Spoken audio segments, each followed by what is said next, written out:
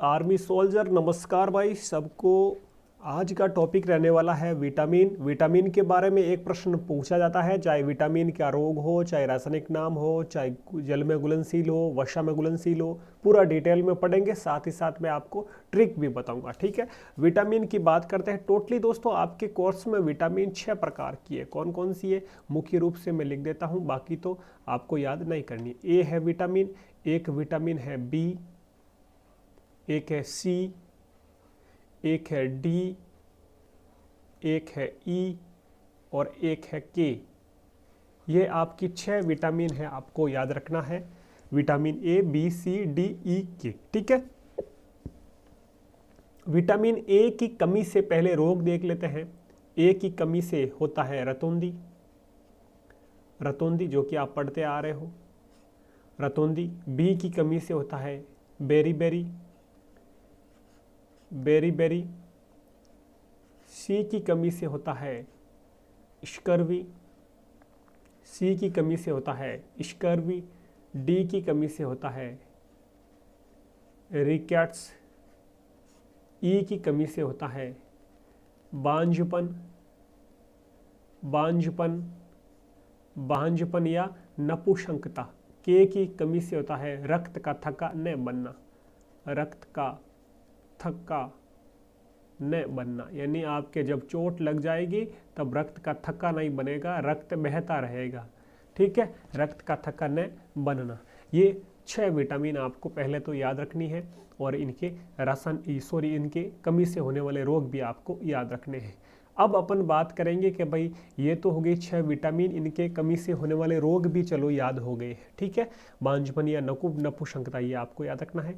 अब इनके रासायनिक नाम कभी कभी पूछ ली जाती है आपके आर्मी में, तो इनके रासायनिक नाम की पहले एक बार मैं ट्रिक बता देता हूँ, उसके बाद अपन इनके रासायनिक नाम लिखते हैं। रासायनिक नाम की यही ट्रिक है। रथ पर एक टॉफी, एक रथ है राम जी वाला, रथ पर एक टॉफी,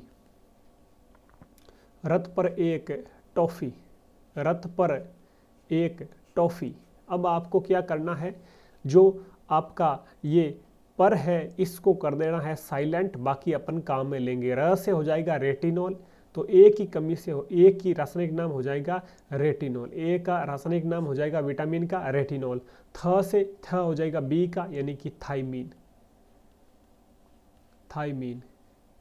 अगला है अस्कॉर्बिक, सी का हो जाएगा एस्कॉर्बिक, पर को साइलेंट कर दिया अपन ने, एस्कॉर्बिक अम्ल। फिर बचा है क, तो कैल्सीफेरॉल, कैल्सीफेरॉल। फिर अगला है टॉस टेकोफेरॉल, ई का हो जाएगा टेकोफेरॉल, टेकोफेरॉल। और फी से हो जाएगा फिलोक्विनोन, के का रासायनिक नाम हो जाएगा फिलोक्विनोन, फिलोक्विनोन। ठीक है, तो ये हो गए इनके रासायनिक नाम और ये आपकी इसके सामने ट्रिक लिख दी मैंने। ठीक है, यहाँ तक आपका कॉन्सेप्ट क्लियर है उम्मीद करता हूँ। अब एक प्रश्न पूछा जाता है कभी कभी कि भाई कौन सा विटामिन जल में घुलनशील है और कौन सा विटामिन है जो वसा में घुलनशील है। ठीक है, ये एक आपका यहाँ पर प्रश्न पूछा जाता है। ठीक है भाई, तो अब इसे कैसे अपन हल करेंगे, इस प्रश्न को कैसे करेंगे वो मैं बता देता हूँ कि भाई यदि प्रश्न पूछ ले कौन सी विटामिन वसा में घुलनशील है, कौन सी जल में घुलनशील है। वसा में घुलनशील,